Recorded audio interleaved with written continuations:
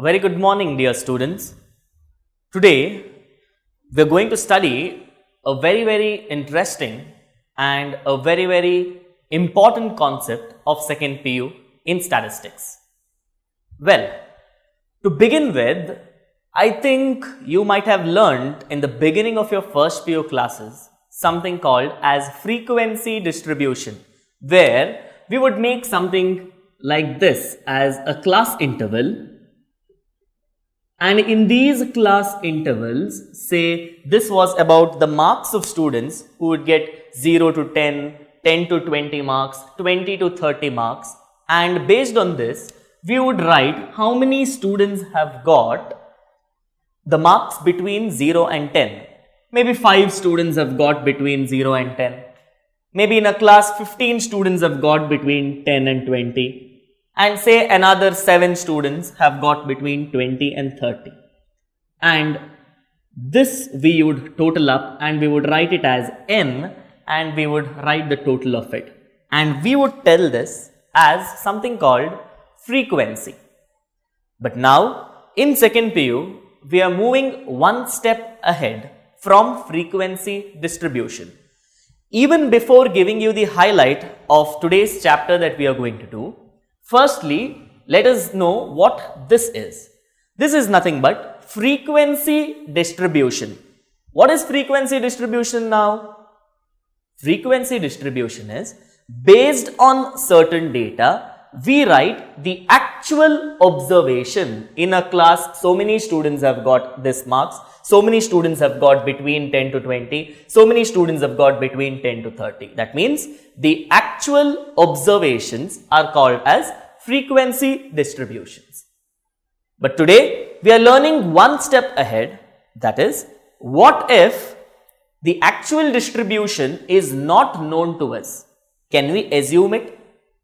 Can we say that in the future, or maybe when we toss a coin, or maybe when we roll a die, according to certain mathematical assumptions, we can have a probability or a chance? And that brings us to a new concept or a new chapter called as theoretical distributions.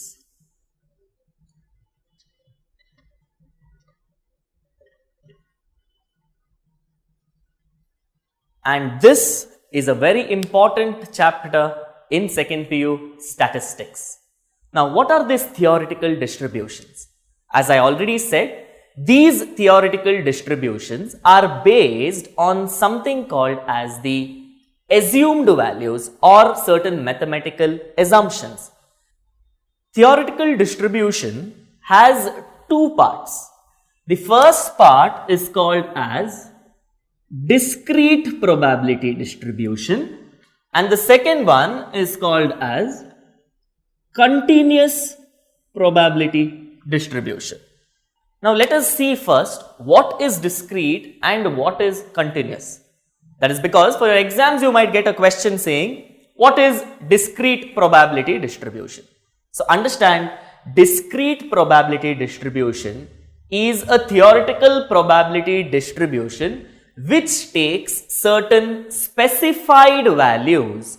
So discrete probability distribution, remember students, it takes certain specified values.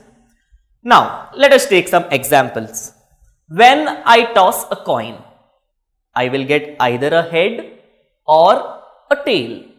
Or when I speak about number of children in a family or children in a family, it will either be a boy or a girl. Or when I say how many students are there in a class, we usually say there are 10 students, there are 20 students, 25 students, 26 students in this way. We do not say there are 25 and a half students or 26 and a half students. This does not exist. So whenever there is a specific value taken, that time it is called as a discrete probability distribution. Then what is continuous now? Continuous probability distribution is something which we usually take based on a class interval, based between a class interval. That is nothing but if I have to tell you an example for continuous probability distribution, probably I can give you a best example, that is height of a students in the class or weight of students in the class. There will be many students between the weight of 50 to 60 kgs. There will be many students between the weight of 30 to 40 kgs. So this comes under the continuous probability distribution. Now, under discrete probability distribution, with the view of second PU exams, this is what we have to learn. First one is called as Bernoulli distribution. The second concept which we will have to study is binomial distribution. The third concept is called as Poisson distribution, or some call it as Poisson distribution. That is left to you the way you pronounce it. I will tell it as Poisson distribution. And the other one is hypergeometric distribution. These are all discrete probability distributions. The reason is because they have certain specific values assigned to it. So what are the things that come under continuous probability distribution? Now, under continuous probability distribution, there should be something which comes as a class interval basis. That is what is called as continuous probability distribution. So, under continuous probability distribution, students, we will learn normal distribution, which is very, very important because it is a connect for the next chapters as well that we will be discussing later on, large sample test, small sample tests and so on. So, these are very, very important. Normal distribution. Next is called as chi-square distribution. Chi-square distribution. And the last one under continuous distribution is nothing but students T distribution. Students T distribution, or in simple words, in the later chapters, we will call them as T tests or T distribution.